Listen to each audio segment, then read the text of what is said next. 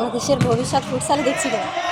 আমি প্রথমেই আসলে ধন্যবাদ এবং কৃতজ্ঞতা জানাচ্ছি আমাদের ফুটসাল কমিটির চেয়ারম্যান ইমরান স্যারকে।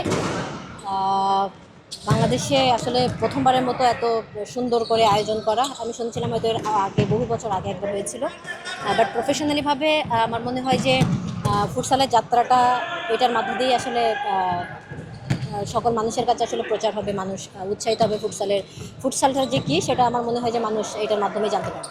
আমাদের আসলে রেসপন্সিবিলিটি তো থাকেই, আর যেহেতু হচ্ছে সবাই ফুটসাল পারে এবং দেশের মানে দেশের সাথে যদি নিজেদেরকে আসলে ফুটসালে এগিয়ে নিয়ে যাওয়া যায় তাহলে তো ক্ষতির কিছু নেই। কি হয়েছে? মিনিস্টার ফ্রিজ কিনে হাম্বা জিতেছে। মিনিস্টার ফ্রিজ কিনুন, হাম্বা জিতুন, আরো আছে আকর্ষণীয় উপহার।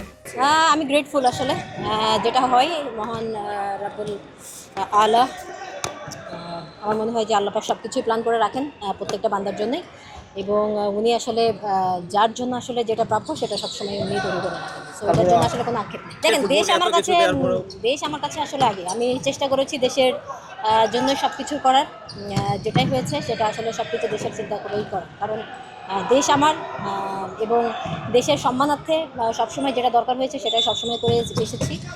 15-16 বছর ফুটবল খেলেছি, দেশকে প্রতিনিধিত্ব করেছি। এখনও আমার অবশ্যই যদি তারা মনে করেন যে ফুটবলের দরকার আছে, অবশ্যই আমি যাবো, কেন যাবো না। আমি যখন শুরু করেছিলাম ফুটবল, আমি তখন ওনার অনেক অনেক বড় ভক্ত ছিলাম।